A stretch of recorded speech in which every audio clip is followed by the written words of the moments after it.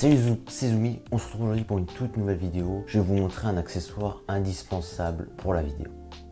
Cette petite chose qu'il y a là-dedans, c'est un filtre ND. Cet objet va nous permettre de travailler l'exposition de nos vidéos avec plus de souplesse. La vidéo peut s'avérer délicate lors des conditions de haute lumière, et bien avec cet objet on va pouvoir récupérer de la matière et optimiser ses réglages. Mais qu'est-ce que c'est vraiment un filtre ND? ND signifie littéralement Neutral Density. Ces filtres à donc densité neutre sont conçus pour réduire l'intensité de la lumière qui arrive à la caméra. Ils sont dits neutres, il n'y a aucune modification de couleur. C'est donc un filtre plus ou moins dense selon la réduction de lumière attendue.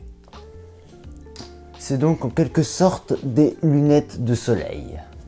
Pour ces objectifs. Celui qu'on va voir dans cette vidéo est un filtre ND variable, c'est-à-dire qu'il est constitué de deux verres polarisants. De ce fait, c'est beaucoup plus pratique et compact, vu qu'on va pouvoir le régler selon l'intensité de lumière qu'on veut laisser passer ou qu'on veut bloquer. Mais par contre, ça peut affecter un petit peu le piqué de l'image. Celui que j'ai choisi vient de chez KF Concept, KF Concept, KNF Concept, je ne sais rien comment on les appelle. Bon voilà, j'ai aussi un trépied de cette marque, celui que j'utilise juste ici. Et donc, on va découvrir ce filtre. Mais pour ça, je vais vous emmener dehors, on va aller voir ça tout de suite. C'est parti.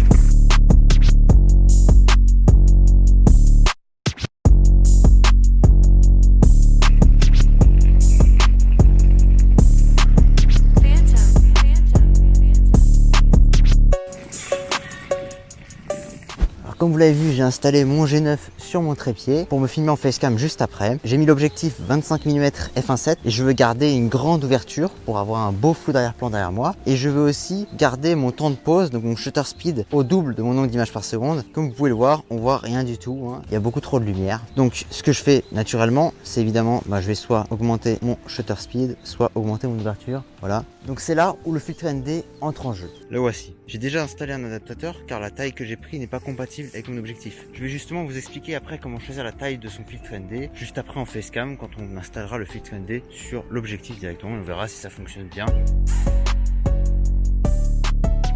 Alors j'ai installé, je l'ai réglé à peu près à quelque chose qui me semble pas mal. Bon alors comment choisir la taille? Donc moi ce que je vous conseille, vous prenez un grand filtre ND. Alors celui que j'ai pris il fait 77 mm. Donc autant te dire qu'on peut mettre un très gros objectif, on peut mettre sur un très gros objectif, il n'y a pas de problème. Mais mes objectifs sont beaucoup plus petits pour l'instant. Et du coup je suis obligé d'utiliser un adaptateur. Donc vous avez par exemple ce genre d'adaptateur. Donc ça c'est celui vendu directement par la marque. Ça coûte 25 €. Et vous pouvez l'adapter sur pas mal de tailles. Vous avez les tailles qui sont marquées. Vous avez du 49-37, 52-49, etc. Pour savoir la taille de votre objectif, c'est déjà marqué à l'avant de l'objectif, il y a un petit symbole assez spécial et vous avez la taille du diamètre de l'objectif. Et sinon vous pouvez tout simplement aller dans les caractéristiques techniques où c'est sûrement marqué sur la fiche, sur la boîte, voilà, il n'y a pas de problème.